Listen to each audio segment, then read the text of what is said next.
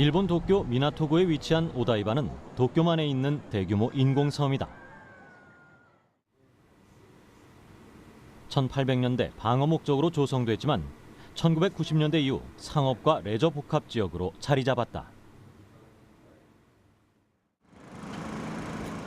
이곳 오다이바 지역에는 얼마 전 로봇 전시장이 문을 열었다. 학생과 일반인들이 산업용 로봇을 직접 작동해보고 체험할 수 있는 로봇 전시장. 가와사키 로봇 스테이지다. 今回ここに開設しましたのは広く一般の方にロボットのことを理解していただく、認識していただく、そういうことを目的にですね、この東京のお台場という一番人が集まる中心地にこういうショールームを設けました。 산업용 로봇의 수요자인 기업들이 아닌 일반인들을 위해 마련된 전시장. 이 전시장에선 산업용 로봇이 실제로 움직이는 모습뿐 아니라 관람객들이 직접 로봇의 동작을 설정해 볼 수도 있다. 전시장 한쪽에서는 로봇이 방문객의 얼굴을 그려준다. 수평으로 된 두 팔은 사람의 동작을 그대로 재현해낸다.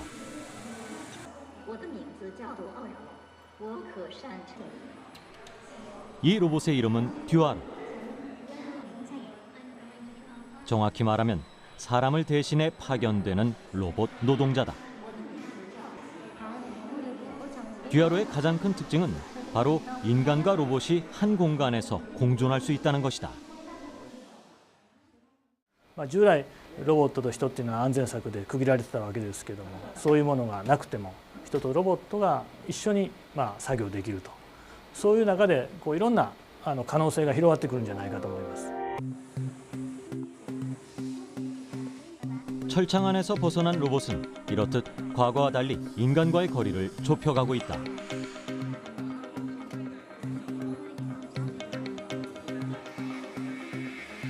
이처럼 다양한 분야에서 로봇을 활용하고 있는 일본은 로봇 노동자 시대를 열었다.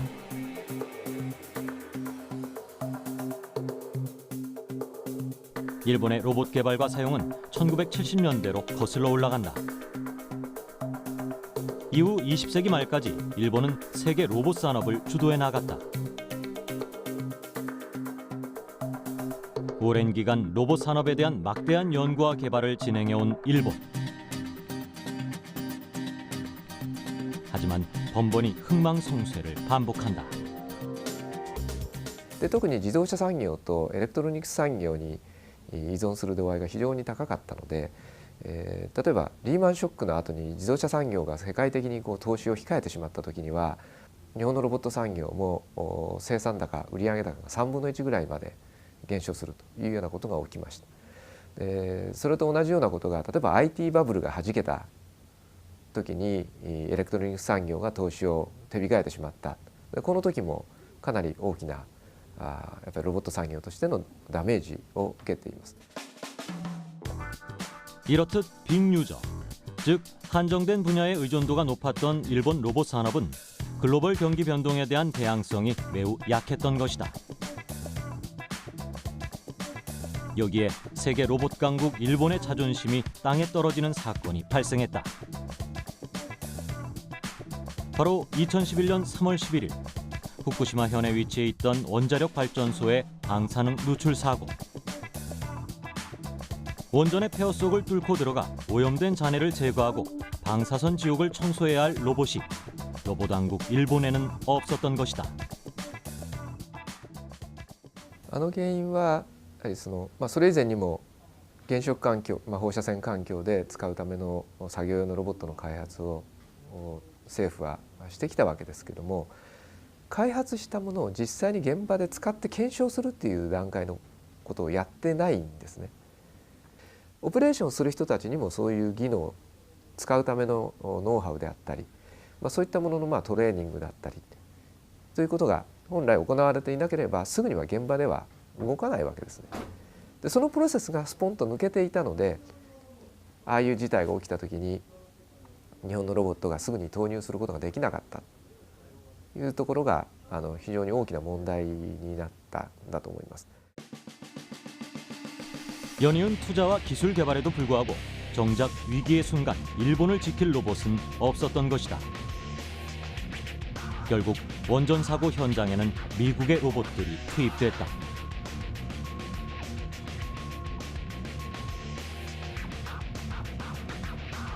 이후 일본은 자성의 계기를 마련하게 된다. 현재 2020년까지 제조업과 서비스 분야의 로봇 시장을 확대한다는 목표로 로봇 기술 개발에 주력하고 있는 일본. 로봇 왕국의 무너진 자존심을 되찾기 위한 일본의 노력이 시작된 것이다. 일본은 1980년대부터 로봇 기술 개발에 막대한 투자를 통해 기반 기술 확보에만 주력해 왔습니다. 하지만 한 분야에 대한 의존도가 높은 반면 실용화라든가 이 일을 새로운 분야로 확대하거나 접목시키기 위한 노력은 부족했던 거죠. 그러니 리먼 쇼크나 IT 버블 붕괴 등 경제가 무너졌을 때 로봇 산업도 자연히 함께 무너질 수밖에 없었던 것입니다. 반면 일본과 같이 특정 분야에 대한 지속적인 기술 개발을 통해 다양한 분야의 실용화에 성공한 국가도 있습니다. 바로 독일이죠. 일본과 함께 2차 세계대전의 패전국이라는 공통점을 지닌 독일. 오랜 시간 특정 분야에 대한 기술 개발에 주력해온 독일은 2차 대전을 전후해 수많은 과학자들이 해외로 망명하거나 연구를 중단하면서 한동안 독일의 기초과학은 완전히 무너진 듯했다. 하지만 그동안 다져온 저력을 발판 삼아 현재 유럽 로봇 산업을 선도하고 있다.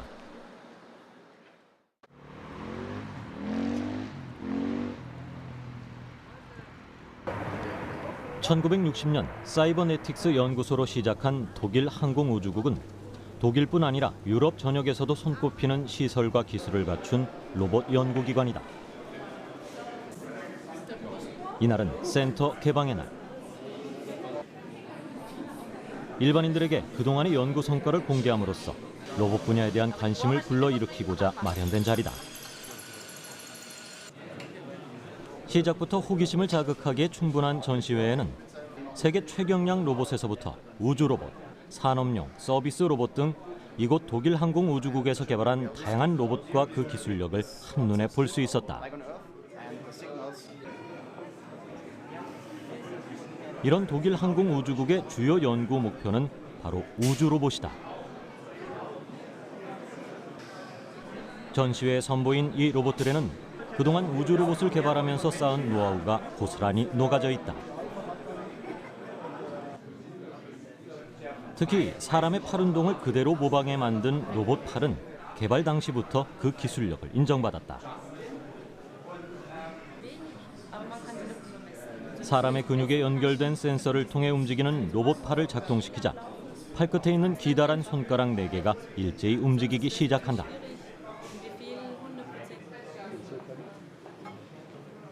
지금까지 보아왔던 기존 로봇의 느리고 둔탁한 몸놀림이 아니다. Was ganz wichtig ist, dass wir mit dieser neuen nachgiebigen Technologie Bereiche in der Robotik erreichen können, die früher unzugänglich waren. Früher mussten die Roboter in einem geschlossenen Raum hinter Gitter arbeiten, weil sie zu groß, zu schwer und zu gefährlich waren. Heute können wir die Kontakte detektieren, das heißt, die Roboter können mit Menschen zusammenarbeiten. Und dann ein weiterer Bereich, der für uns ähnlich wichtig ist, ist der Bereich Healthcare. Diese Nachgiebigkeit haben wir auch für Medizinroboter eingesetzt und ein Robotersystem entwickelt, das ähnlich zu dem vielleicht bekannten Da Vinci-System sehr feinfühlig Chirurgie ausüben kann. Viel mehr dürfen wir nicht sagen, aber es gibt auch 사람의 팔보다 실용성을 한층 높인 이 기술은 이미 일부 산업 현장에 적용됐다. 생산 현장에서 사람과 협업하는 산업용 보조 로봇 분야와 서비스 로봇 분야, 그리고 사람의 손길이 미치지 못하는 곳에 로봇의 손을 활용하자는 이 개념이 연구 방향을 결정하는 데 결정적인 역할을 한 셈이다. wir werden, glaube ich, immer mehr Roboter in unserer Umgebung sehen. Also wirklich Roboter, die nicht nur in der Fabrik arbeiten, sondern im Alltag. Dadurch, dass jetzt Roboter mit Menschen interagieren können, zwischen den Menschen kommen können, werden wir sehr, sehr viel mehr Anwendungsgebiete haben. 인간과 더불어 작업하게 될 로봇은 이제 초경량, 저전력의 서비스 로봇 시대를 향하고 있다.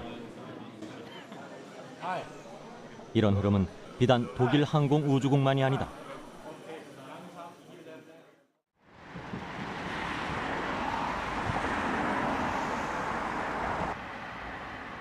세계적으로 가장 큰 로봇 생산 회사 중 하나로 손꼽히는 쿠카 로보틱스. 전 세계 30여 개국에서 12,000여 명의 직원이 근무하고 있는 쿠카 로보틱스는 300종의 다양한 로봇을 보유하고 있을 만큼 거대 규모를 자랑하는 곳이다. In der Vergangenheit haben die Roboter sehr stark im industriellen Umfeld eingesetzt worden, klassisch aus dem Automobilbereich. Da ein Roboter wird am Boden montiert, ich habe einen Schutzzaun außenrum.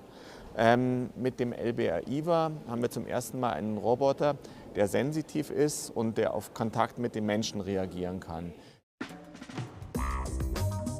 최근 선보인 경량 로봇은 그동안 사람이 했던 정밀한 작업 수행을 대신한다. 뿐만 아니라 인간과의 협업도 가능해졌다. 바로 고성능 충돌 감지 알고리즘을 내장하고 있어 모든 축에서 충돌을 조기에 감지해 유연하게 반응하고 모니터링 기능을 통해 안정성까지 높였기 때문이다. 여기에 접근이 어렵거나 좁은 공간에서도 작업이 가능하다. 가볍고 작은 크기의 유선형으로 설계돼 기존 생산 시스템과 쉽게 접목도 가능해졌다. 이렇듯 전통적인 생산 구조를 뛰어넘어 산업용 로봇 기술의 새로운 시대를 열어가고 있다. In der Vergangenheit lag der Schwerpunkt sehr stark auf der Mechanik, auf dem Roboterarm. Das hat sich inzwischen sehr stark gewandelt. Für uns ist das Thema Software, Sensorik und Intelligenz des Roboters ein immer stärkerer Schwerpunkt. Das heißt, ca. 60-70% unserer Aktivitäten in Richtung Forschung und Entwicklung gehen stärker in den Bereich Software, Intelligenz und zusätzliche Funktionalität in den Roboter zu integrieren.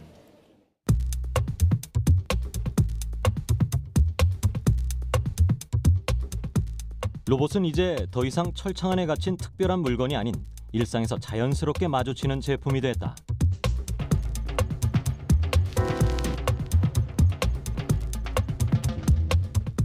과거 인간과 로봇 사이에 일정 거리의 보호 장벽이 필요했다면 이제 로봇이 인간과 나란히 작업하는 시대가 된 것이다.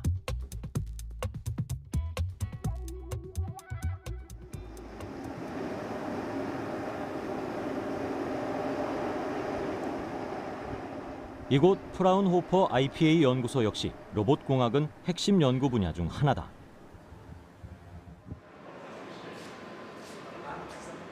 독일의 대표적 응용과학 연구기관인 프라운호퍼 연구협회 산하에서 로봇 개발을 주도하는 생산기술 자동화 연구소는 프라운호퍼 연구협회가 거느린 57개 연구소 중에서 가장 거대한 규모를 자랑하는 연구소다.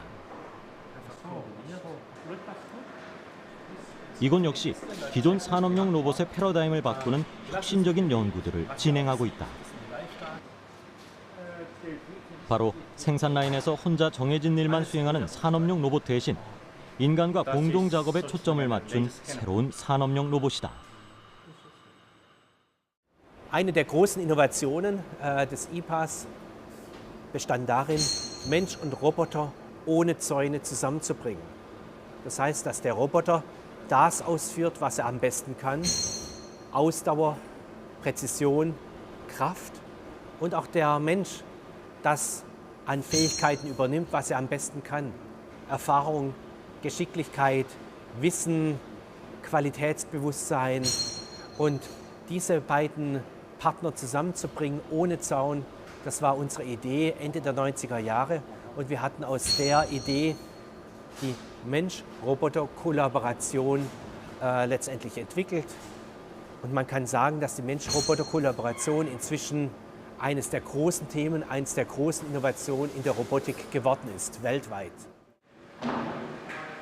인간 로봇 협력 프로젝트 실현을 위한 차세대 로봇. 이를 SME 로봇이라 부른다. 대부분의 중소 제조업체들은 숙련된 기술자가 물러나면 생산이 타격을 받기 때문에 완전한 로봇 자동화로 전환하기 어려운 자동화의 덫에 걸려 있다. 이런 중소기업을 위해 비숙련자도 쉽게 설치 운영이 가능하고 사람과 같은 작업 공간에서 안전하게 협업이 가능하며 가격대도 저렴한 꿈의 로봇 기술이 IPA를 통해 현실에서 생산 기술로 이어진 것이다. 인간과 로봇과의 협력.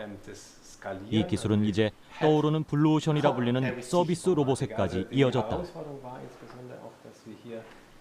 바로 1995년부터 진행된 케어봇 프로젝트다.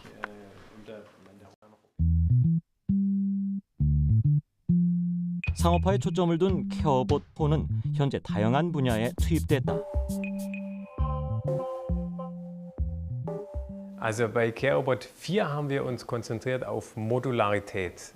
Für uns ist CareRobot 4 eine Plattform, um viele verschiedene Anwendungen in der Praxis zu kommerzialisieren. Wir haben jetzt die erste Anwendung als Verkaufsassistent bei einer Elektronikmarktkette. Wir sehen aber auch Anwendungen in Hotels zum Beispiel, in Krankenhäusern, Pflegeheimen. Und der Vorteil von CareRobot 4 ist, dass er modular ist und wir ihn sehr schnell an die Anforderungen einer bestimmten Anwendung anpassen können. 케어봇이 활동하고 있다는 한 전자제품 매장. 안으로 들어서자 로봇은 즉각적으로 반응해 관심을 끈다. Hallo und herzlich willkommen im Saturn Ingolstadt. Suchen Sie etwas? 예, 텔레비전 파티요. 이 케어봇의 이름은 폴. 원하는 매장을 말하자 안내를 시작한다. 잠시 후 사람이 옆을 지나가자 혹여나 부딪힐까 가던 길을 잠시 멈추는 센스를 발휘한다. 이와 같이 사람과 사람이 지나다닐 때 서로 좀씩 이제 양보하고 충돌을 회피하듯이 마찬가지로 로봇도 사람과 같이 있는 데서는 이제 사람과의 충돌을 회피하고 그런 것 사람 오는 것을 인지를 해서 또 기다렸다 가는 그런 안전장치가 상당히 중요합니다. 이와 같이 이 로봇도 마찬가지로 그런 기능을 보여주고 있는 것 같습니다.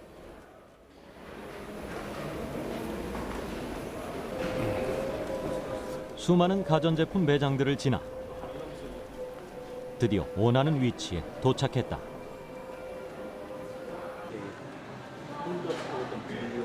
폴은 제품의 가격이나 진열 장소 같은 단순한 질문에 응대할 뿐 아니라 레이저 스캐너로 사람을 인식하기도 한다. 더욱이 이용자와의 감정적인 상호작용도 가능하다.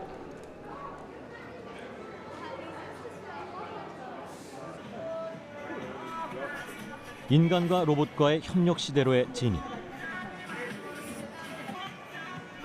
우주 로봇에서 시작된 독일의 로봇 산업은 이미 인더스트리 4.0, 4차 산업혁명 시대를 걷고 있다.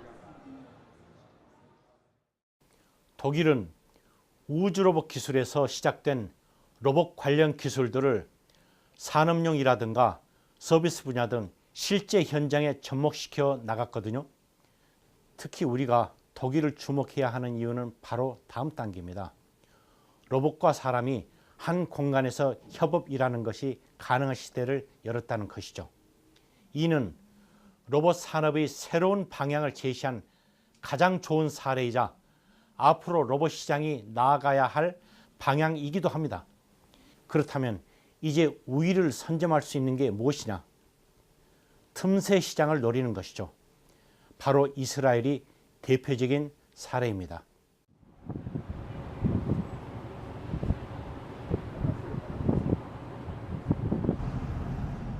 다양한 로봇 산업 관련 전후방 기업들이 곳곳에 포진해 있는 이스라엘. 최근 로봇 산업 혁신의 아이콘으로 등장하면서 세계 로봇 시장의 새로운 강국으로 주목받고 있다. 특히 기존 국방 로봇과 함께 급부상하는 산업이 바로 헬스케어 로봇 산업이다.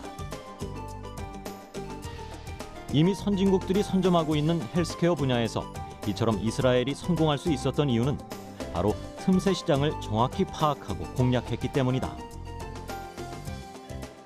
This was the only spine robot available in the market. We were the only one in the world, and so there is actually no comparison with the others. But in terms of general medical robotics, not only for the spine, it is much smaller, as I mentioned before, because we want it to be attached to the patient to get it very high accuracy. 틈새 시장 공략에 있어 르네상스의 성공 요인을 대표하는 키워드는 바로 소형화와 정확성이다. 선진국보다 한 발 앞선 기술 개발과 특허를 통해 사람의 신체 부위 어디에든 부착돼 환자와 함께 움직일 수 있도록 작게 만들었다. 1mm의 정확성을 요구하는 척추 수술에서 이것은 높은 정확성을 얻기 위한 유일한 방법이었다. 이런 노력 끝에 지난 2011년 미국에서 척추 수술의 승인을 받은 르네상스 가이드 시스템은 더욱 정확하고 안전하게 척추와 뇌 수술을 가능하게 했다는 평가를 받고 있다. 기존 세계 헬스케어 로봇 시장은 선진국들이 독점하는 구조였습니다. 특히 수술 로봇 시장은 지난 1999년 다빈치 수술 시스템을 처음 도입한 미국 인투이티브 서지컬사가 독점하는 구조인데, 이런 다빈치 수술 로봇의 아성에 도전장을 내민 기업 중 하나인 이스라엘 마조르 로보틱스는 새로운 틈새 시장 기술 개발을 통해 특허를 선점함으로써 성공적으로 진출할 수 있었던 것이죠. 여기에 세계 로봇 산업의 판도를 뒤바꾼 새로운 국가의 출현이 있었는데 바로 중국이죠.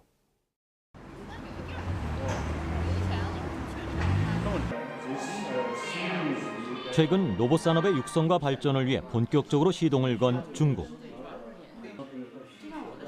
2014년부터 일본을 제치고 산업용 로봇 시장 세계 1위를 차지했다. 그리고 세계 각국에서 중국 로봇 산업의 급부상은 중요한 키워드가 되고 있다. 이렇듯 중국이 급부상할 수 있었던 그 저력은 무엇일까? 中国最近这几年这个机器人发展的速度非常快，所以这样的话，中国的制造业规模是全球最大的。还有一个特点就是，中国的制造业的这个门类非常的多，也是中国机器人市场的一个比较大的一个潜在的一个市场。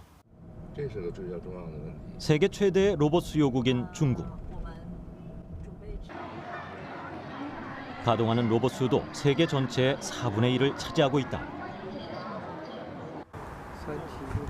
이런 중국의 로봇 산업에 있어 늘 빠지지 않고 거론되는 것, 바로 시아순이다.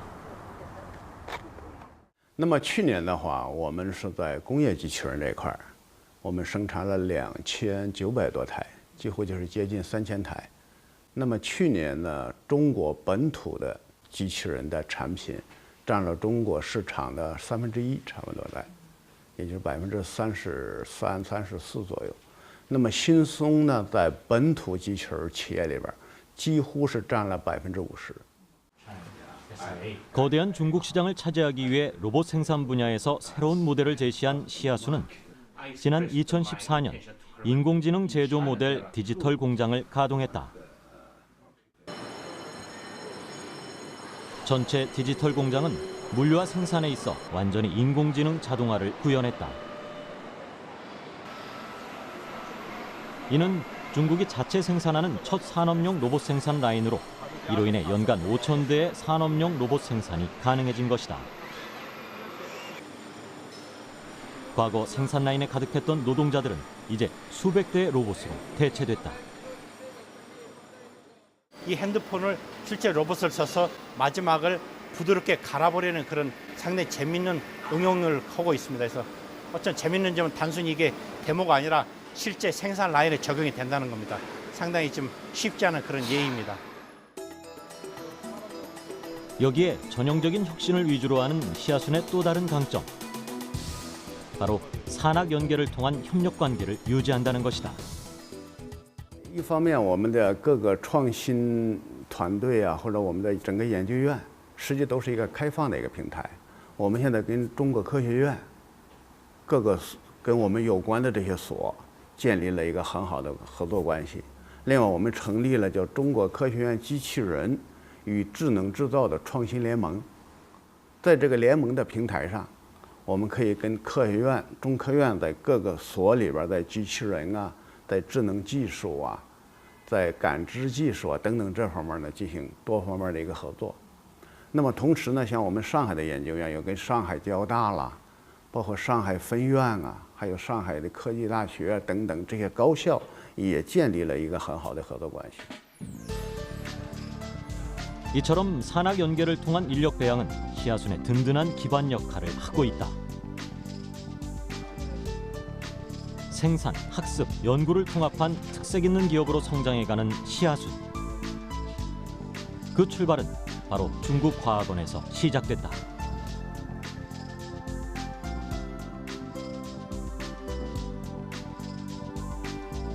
중국 로봇 산업 기술의 메카이자 중국이 산업용 로봇 강국으로 거듭날 수 있었던 출발점이기도 한 중국과학원 선양 자동화 연구소.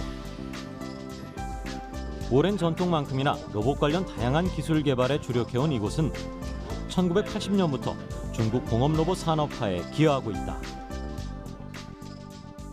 这块沈阳自动化所建立的目的呢，主要是面向国民经济和国家安全的一些重大需求，这个突破核心关键技术，推动和建立新的技术体系，这样的话呢，形成制造业的这个行业的解决方案，促进中国机器人技术的这个发展，建设有中国特色的机器人研究所。 특히 이곳에서 집중적으로 연구되고 있는 분야는 수중 로봇.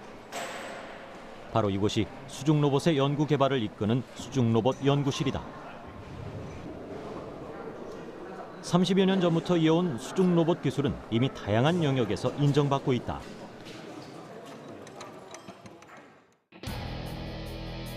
(1980년대부터) 6,000m급 자율 무인 잠수정을 비롯해 다양한 무인 잠수정과 글라이더 개발 경험을 갖고 있는 심양 자동화 연구소.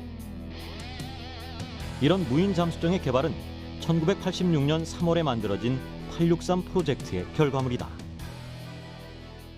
863呢是86年3月，当时中国刚刚改革开放，所以说呢，当时它叫高技术追踪计划，主要就是跟踪一下国外先进国家的高技术领域的最新进展，然后中国制定一些计划，主要是一个跟踪和追踪的计划。那么在863计划之中，应该说从沈阳自动化所来讲，很多的研究工作都是在863计划支持下完成的。这是因为中国现在的科研发展已经不仅仅是要跟踪国外的最新进展，现在已经进到了一个原始创新阶段。 새로운 혁신 단계에 진입한 중국의 로봇 산업은 지난해 5월 중국 제조 2025에서 10대 핵심 산업 분야로 선정됐다. 이후 중국 정부의 아낌없는 지원과 투자가 이어지고 있다. 이런 노력의 결과 기존 외국계 기업이 독식하다시피 했던 중국 로봇 시장에서 토종업체들의 기술력이 빠르게 향상되고 있다. 研究所一方面每年会投入，比如我们的实验室的重点实验室的这个基金进行关键技术的攻关。 另一方面呢，开展一些企业的横向项目需求来这个提出，这样我们从他们的实际需求出发，然后这个依照现有的这个技术成熟度，开发出这个适用于各种环境以及各种作业任务的机器人，这个是我们的一个主体的发展方向。 그간 중국 경제를 견인한 값싸고 풍부한 노동력이 사라지는 현실에서 중국이 높은 생산력을 유지하기 위한 대안으로 찾은 기술력 강화. 한때 세계의 공장이라 불리며 인간의 노동력을 자랑했던 중국이 이제 산업 로봇 시장의 큰 손으로 자리 잡는 발판이 되고 있다. 중국의 로봇 산업 내수 규모는 전 세계 로봇 시장의 4분의 1을 차지합니다. 이 수치는 그야말로 어마어마한 거죠. 그렇다 보니 내수 시장만 선점하면 해외 시장 진출까지 하지 않아도 되거든요. 여기에 산학 연계를 통한 로봇 핵심 기술까지 선점한다면 과연 중국 로봇 산업을 넘어설 수 있는 나라가 있을까요? 당연히 없겠죠. 그렇다면 이런 시점에 미래 전략 산업으로 부상하고 있는 로봇 산업을 과연 우리는 어떻게 선점할 수 있을까를 고민해 봐야 할 때입니다. 이제 우리가 선택할 수 있는 답은 하나입니다. 바로 선택과 집중이죠.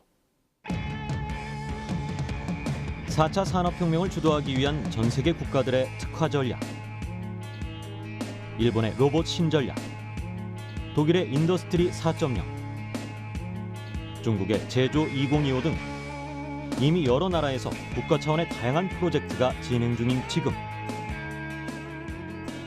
우리나라 로봇 산업은 어느 위치에 와 있을까? 최근 국제로봇연맹이 발표한 2015년 우리나라 산업용 로봇의 보급 대수는 전년 대비 55% 증가한 것으로 나타났다. 그동안 자동차 산업이 로봇 산업을 주도했지만 최근엔 전기 전자 분야에서 주도하고 있는 것도 로봇 산업의 중요한 흐름 중 하나다. 그리고 이제 내일을 위한 새로운 방향이 제시되고 있다. Weiterentwicklung, denke ich mal, auch im Bereich der Service-Robotik, da Korea da sehr stark drin ist. Ich denke mal, im Bereich von Healthcare und Medizinrobotern wird sehr viel geforscht in Korea und dann kann man auch erwarten, dass in der Zukunft da immer mehr Roboter kommen. 많은 전문가들은 한국 로봇 산업이 나아가야 할 방향으로 헬스케어 로봇 산업을 꼽았다. 특히 우리나라가 선점하고 있는 마이크로 의료 로봇은 세계적으로도 높은 기술 경쟁력을 갖고 있다. 이미 확보된 기반 기술과 특허로 충분히 해외 특허 장벽 구축이 가능하다는 평가다. 여기에 선진국의 특허화 시장을 선점당한 일반 수술 로봇과는 달리 시장 성공 가능성이 매우 높은 분야로 각광받고 있다. 이런 이유에서 미래형 의료 로봇으로 불리는 마이크로 의료 로봇 시장은 한국 로봇 산업이 나아가야 할 방향이자 놓치지 말아야 할 분야 중 하나로 손꼽히고 있다. 미래를 주도할 로봇 선진국들의 특화 전략에 맞서 틈새 시장 육성이라는 선택과 집중만이 남아있다. 로봇 기술력에 따라 명암이 갈리는 세상에서 하나의 작은 기술은 경쟁의 구도를 완전히 바꾸고 승자와 패자를 가늠하는 잣대가 되고 있다. 미래 산업의 먹거리로 신성장 동력으로 부상하고 있는 로봇 산업. 로봇 산업의 미래 패권을 차지하기 위한 세계 각국의 보이지 않는 전쟁은 이미 시작됐다.